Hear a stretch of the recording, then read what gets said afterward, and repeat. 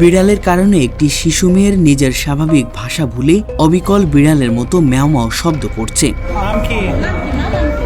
সম্প্রতি বাংলাদেশের ফেসবুক ও টিকটকের মতো সামাজিক যোগাযোগ মাধ্যমে এমন একটি গা শিউরে ওঠা দাবি ও ভিডিও নিয়ে তোলপাড় সৃষ্টি হয়েছে। এই ঘটনাটি ছড়িয়ে পড়ার পর সাধারণ মানুষের মনে তীব্র আতঙ্ক তৈরি হয়েছে এবং অনেকেই মনে করছেন বিড়ালের কামড়ের বিষক্রিয়া ও অলৌকিক কোনো অভিশাপের কারণে বুঝি শিশুটির এই অবস্থা হয়েছে, যা সমাজের এক চরম কুসংস্কার ও বিভ্রান্তির জন্ম দিচ্ছে।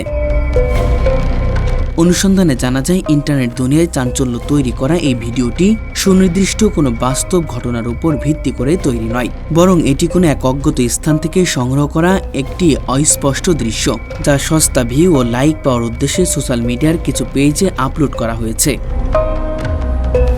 প্রকৃতপক্ষে ঘটনাটি যেভাবে ঘটেছে তার নেপথ্যে কোনো অতি প্রাকৃতিক বিষয় নেই, বরং এটি ঘটেছে তীব্র মানসিক আতঙ্ক ও ভয় থেকে।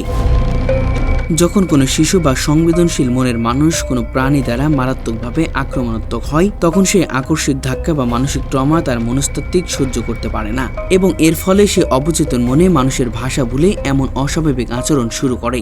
চিকিৎসা বিজ্ঞানের ভাষায় একে কনভার্সন ডিসঅর্ডার বা হিস্টেরিয়া বলা হয়, যা মূলত একটি মনস্তাত্ত্বিক সমস্যা। তীব্র ভয় ও ফোবিয়া থেকে মানুষের স্নায়ুতন্ত্র সাময়িকভাবে বিপর্যস্ত হয়ে পড়ে এবং আক্রমণাত্মক ব্যক্তি যে প্রাণী দ্বারা আঘাত পেয়েছে অবচেতন মনে নিজের অজান্তেই তার গলায় আওয়াজ বা আচরণ নকল করতে শুরু করে।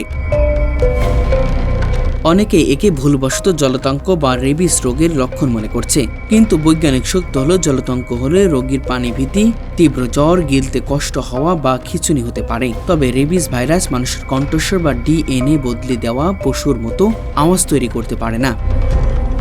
এছাড়া অনেক সময় ভিউ ও লাইক পাওয়ার উদ্দেশ্যে আসল ভিডিওর ব্যাকগ্রাউন্ডে এডিটিং বা এআই প্রযুক্তির মাধ্যমে কৃত্রিমভাবে বিড়ালের ডাক জুড়ে দিয়েও এমন রহস্যময় বিভ্রান্তি তৈরি করা হয়। তাই বিজ্ঞানের অকাট্য যুক্তি অনুযায়ী বিড়ালের কামড়ে মানুষের বিড়াল বনে যাওয়ার এই দাবিটি সম্পূর্ণ অবৈজ্ঞানিক ও একটি গুজব মাত্র, যার একমাত্র সঠিক সমাধান হলো ওঝা বা কবিরাজের কাছে না গিয়ে দ্রুত সরকারি হাসপাতালে গিয়ে জলাতঙ্ক প্রতিরোধ টিকা দেওয়া।